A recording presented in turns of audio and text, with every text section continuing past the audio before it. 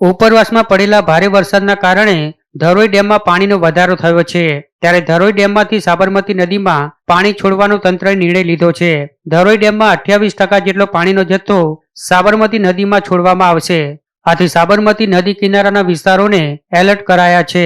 દસકોઈના ભાત, કાસિન્દ્રા, પાલડી કાંકજ, નવાપુરા, મોટા છાપરા, મિરોલી, ટીંબા તેમજ ધોળકાના સરોડા, ચંડીસર, કોદાળિયાપુરા, ધુળજીપુરા, આંબલિયારા, સાથળ, શહીદ, રામપુર, વૌઠા, અંધારી, વીરપુર, ગીરદ, વીરડી, ઇંગોલી, પીસાવાડા, વટામણ, રામપુરા, આનંદપુરા, લોલિયા, ઉતેડિયા, સમાળી, ભોળાદ, નાનું બોરું અને મોટું બોરું જેવા ગામોને એલર્ટ કરાયા છે અને નદીના પટમાં ન જવા સૂચના આપવામાં આવી છે। હાલ સાબરમતી નદીમાં 4 થી 8,000 ક્યુસેક જેટલું પાણી છોડવામાં આવી રહ્યું છે, જેના કારણે કોઈ મુશ્કેલી ગામડાઓને થઈ શકે તેમ નથી। પરંતુ જો 1 લાખ જેટલું કે તેથી વધુ ક્યુસેક પાણી છોડવામાં આવે તો નીચાણવાળા વિસ્તારોમાં પાણી ભરાવાની શક્યતા છે। ત્યારે લોકોને સતર્ક રહેવા સૂચના આપવામાં આવી છે।